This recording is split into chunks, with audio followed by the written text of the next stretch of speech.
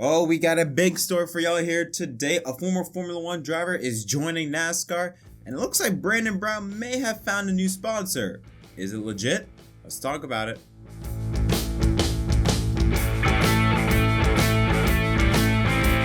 Yo, what is up, everyone? My name is JettMDK, and welcome back to another episode of Inside Lines. Hope you're all having a wonderful Wednesday.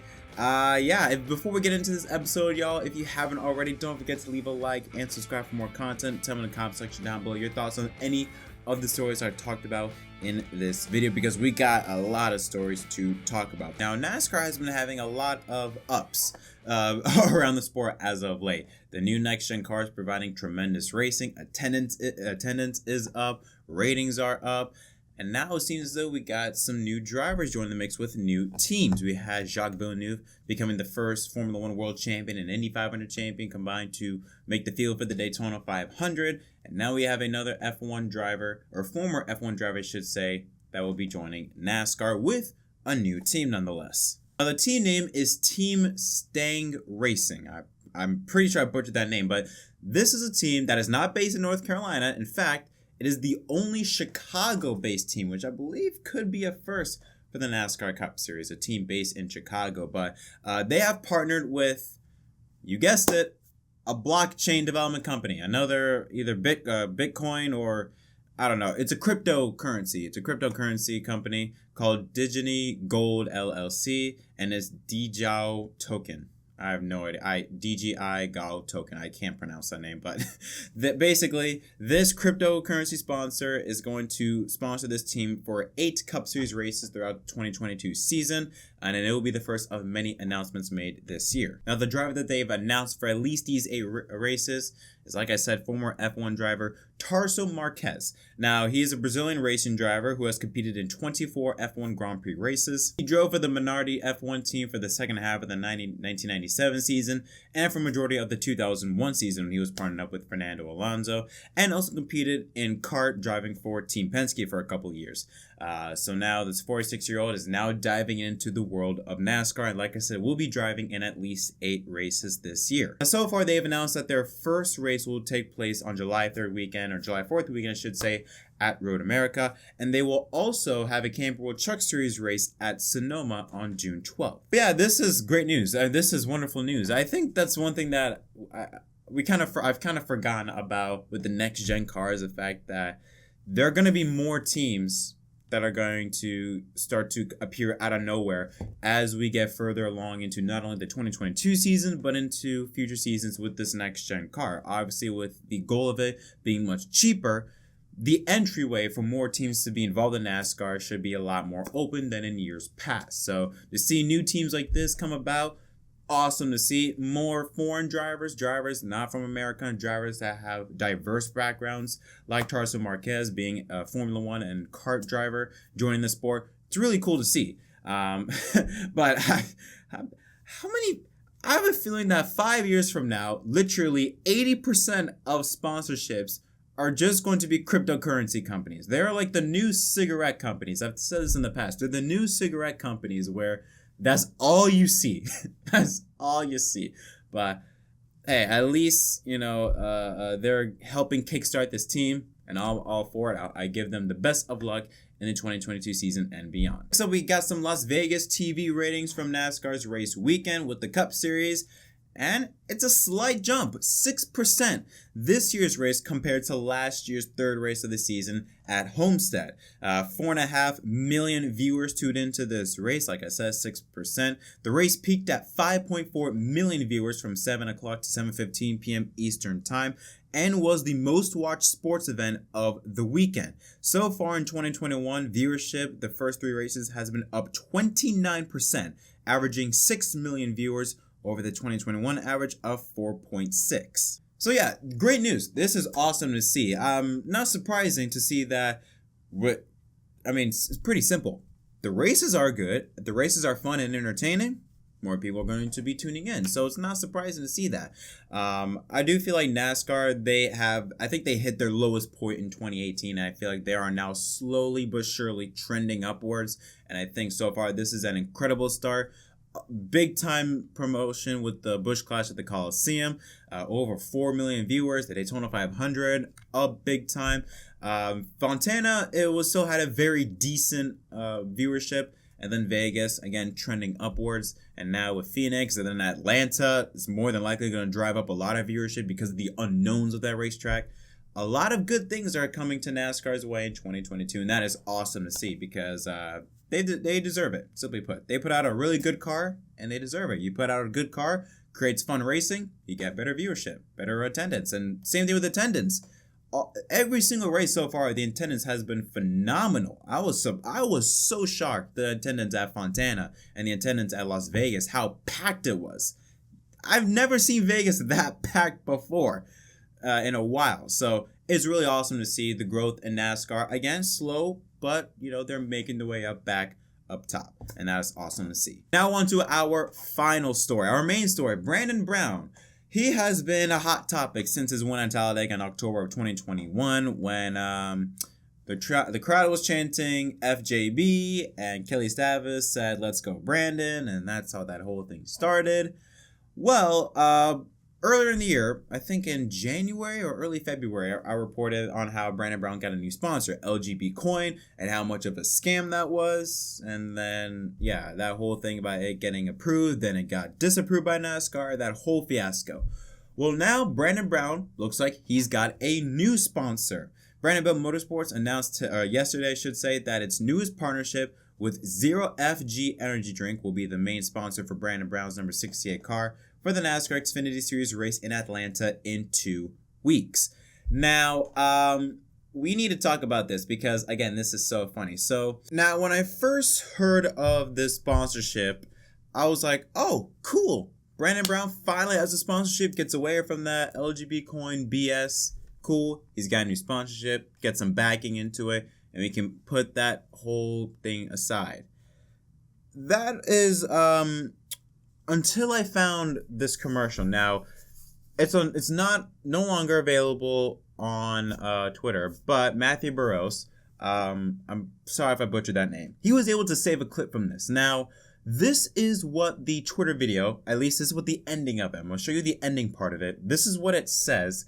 That's on that's on Zero FG's Twitter page, on Brandon Brown's Twitter page. This is what the ending says. Today's world can be noisy and at times difficult to navigate, but it doesn't have to be. Zero FG Energy Drink represents a brand new culture for those who want to run their own race and live free. Save your energy because we have plenty. Okay, so that is what it says on Twitter, but they actually had the original commercial up. There was a commercial before that one, and let's just say the ending had a very familiar tagline. Today's world can be noisy and at times difficult to navigate, but it doesn't have to be. Zero FG Energy Drink represents a brand new culture for those who want to run their own race and live free. Save your energy because we have plenty. Let's go, Brandon. Now, when I heard that part, I thought, okay, this, now it's getting real interesting. Why? Again, that phrase brings so much controversy, so much stigma. The last thing you want to do is bring any type of controversy to your name. Why would you do that? This makes me think, and I maybe, not many people might agree with me on this one, but when the fact that that's their first commercial makes me think, remember, the LGB Coin, they were not able to be sponsoring that car because NASCAR didn't approve it. Could this be a way, kind of similar to how smoking companies, and hear me out, when in certain parts of the country, smoking companies, they weren't allowed to show their actual name and logo, so they had to be creative. For example, with Marlboro, they had the barcode. With Rothman's or with West, they had the driver's name. They came in with different ways.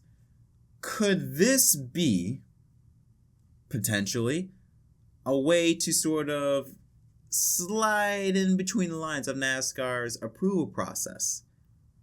Possibly, because first of all, the Zero FG thing, this started, it just came out of nowhere. Now, the only reason why I don't think it could be that, mainly because if you look on their trademark page, it says that they filed it in November 17, 2020. A full, more than a year, almost a year before the whole Let's Go Brandon bit. So that's why I thought, okay, maybe it's not, like a way to slide in between the lines of NASCAR's approval process by just rebranding it differently.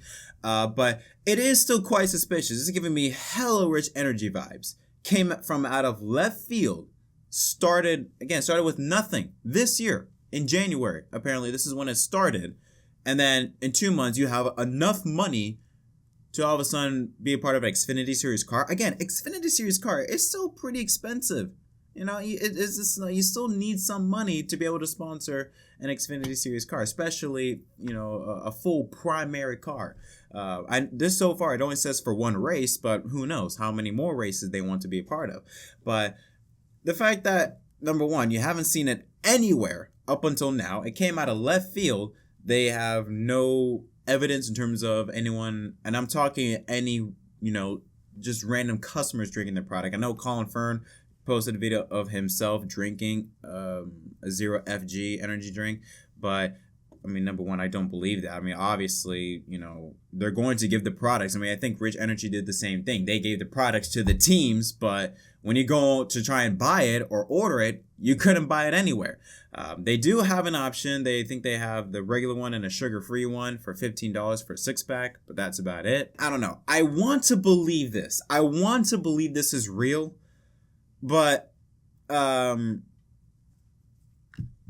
don't know. I'm just getting real Rich Energy vibes. And I think the name Zero FG is kind of fitting for the situation that Brandon Brown is in right now. Because when you hear people, if you look under the comment section of people that are questioning this company, Brandon Brown has the same image every single time, which is him sitting in his car, wrapped in Zero FG colors, drinking from a Zero FG can.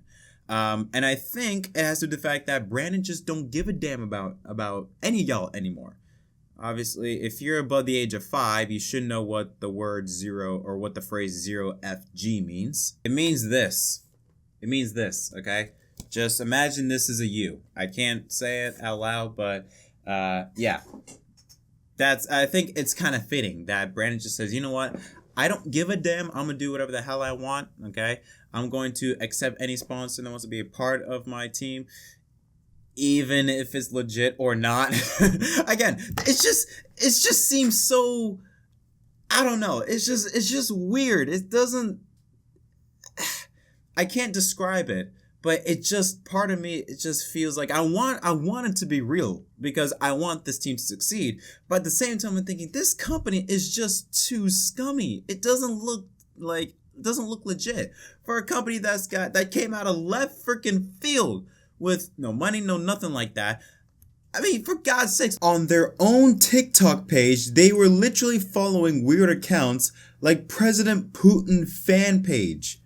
What professional company is this unorganized? And by the way, they then unfollowed everyone on TikTok because people were calling them out. So they kept on changing commercials, changing who they follow. Too new of a company. There's just a lot of red flags in my opinion. I mean, they've had to revise their commercial twice. They've also had to revise their about section twice because they had an about section on their website. And at the end, it just said a quote and then CEO founder. It didn't even have the guy's name. They then had to update it again to then show the CEO's name, which is Josh Askew. And it just seems a bit odd. It doesn't look prepared. It looks rushed. It just doesn't look legit. I'm sorry. And I hope I'm wrong about this. I hope I am wrong. I hope this is a real company. I want this to be a real company. I hope they're going to be part of the sport for a long time, or, at least help Brandon Brown get, not have to worry about living paycheck by paycheck, trying to get to the races every single week. I want this to be real, but it's just, there's just something about it that I'm iffy on. And I'm not the only one. There's a lot of other people that are saying the same thing, that this doesn't feel right. It's got nothing. No review. Not even a review Rich Energy at least had reviews. Only 9 people, but still, they had reviews at least. Zero FG has got nothing. All they got is a website that looks like it was put together in 2 hours. Just out of the blue to try and come up with something. It does nothing about this just looks real to me.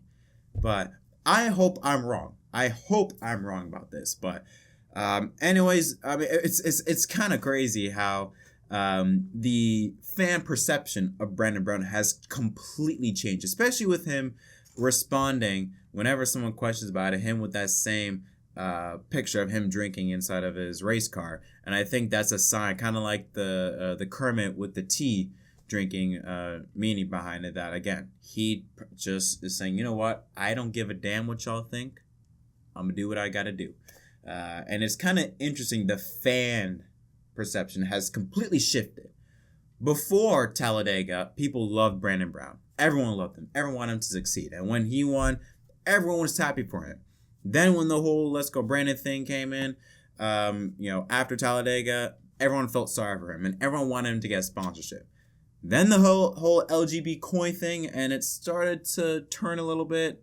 Now this one, it's really starting to turn against him. And it's really interesting, kind of. It's not the downfall, but just the roller coaster ride of Brandon Brown from his win and fall at Talladega to now. I mean, even one of his main sponsors, the sponsor that was part of his car when he won, I think it was Something's Hard Lemonade, they don't want to work with him anymore. And they're not working with Our Motorsports. And I think even forming their own team now, or at least in collaboration with Our Motorsports. It's just, this whole saga is so weird.